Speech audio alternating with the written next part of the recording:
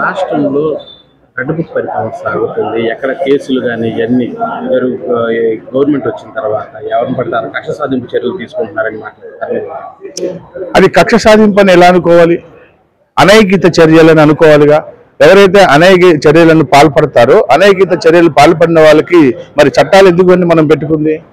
Police వ్యవస్థను ఎందుకని మనం పెట్టుకుంది? ఈ ప్రజాస్వామ్యంలో ప్రతి ఒక్క వ్యవస్థలో ఆ వ్యవస్థ చేసే యొక్క ఎన్నో రకాలైనటువంటి పనులు ఉంటాయి. సాక్షాత్ మాజీ ముఖ్యమంత్రి ఎలా మాట్లాడుతున్నారంటే మళ్ళీ మేము వస్తే మీ అంతు చూస్తామంటే ముఖ్యమంత్రి స్థాయిలో ఉన్న వ్యక్తి మాజీ ముఖ్యమంత్రి అయింది అంటే నువ్వు పరిపాలన చేస్తావా లేదా బెదిరిస్తావా? అంటే నువ్వేంటి? నువ్వు మాజీ ముఖ్యమంత్రివా లేదా రౌడీవా? ప్రజలు ఏమని అర్థం చేసుకోవాలి నిన్ను? ప్రజలు ఏమని అర్థం చేసుకోవాలి? ప్రజలు ఏం అర్థం చేసుకోవాలంటే మా ముఖ్యమంత్రిని చూడంగానే చేతులెత్తి దండం పెట్టేటట్టు ఉండాలి, ప్రజలందరూ ప్రేమించేటట్టు ఉండాలి. అంతేగాని నేను వస్తే మీ అంతు చూస్తా, నేను వస్తే అది చేస్తా, నేను వస్తే మిమ్మల్ని కొట్టి లోపలేస్తా అంటే ఎప్పుడు హింసేనా? అటువంటి ముఖ్యమంత్రిని ఎవరు ఎన్నుకోరండి. అది చూపించారు కదా, బుద్ధి చూపించారు కదా. తప్పు చేసిన వారిని అరెస్ట్ చేయడం, తప్పు చేసిన వాళ్ళు అరెస్ట్ చేయాలండి, ఇంకెందుకండి? మరి వాళ్ళు ఎవరు? అసలు తప్పు చేస్తున్న వాళ్ళు ఎవరు? వాళ్ళు మాజీ ప్రజా నాయకులే కదా. ప్రజానాయకులు అంటే ప్రజారాజ్యంలో ప్రజానాయకులు అంటే ఎలా ఉండాలంటే ప్రజలకు మేలు చేయాలి.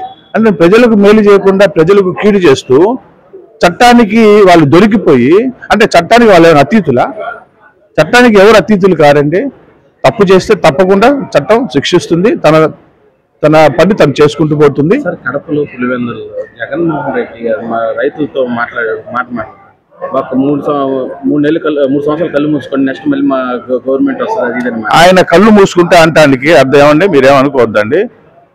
బాలకృష్ణ గారు నటించిన ఆదిత్య C69లో టైం మిషన్ అని ఉంది. అది ఒకసారి జగన్మోహన్ రెడ్డి గారికి ఇస్తే బాగుంటుందని నేను అనుకుంటున్నాను. ఆయన ఏ కాలంలోకైనా వెళ్ళిపోవచ్చు, అప్పుడే ఆయనకి తెలిసి వస్తుందేమో నేను అనుకుంటున్నా.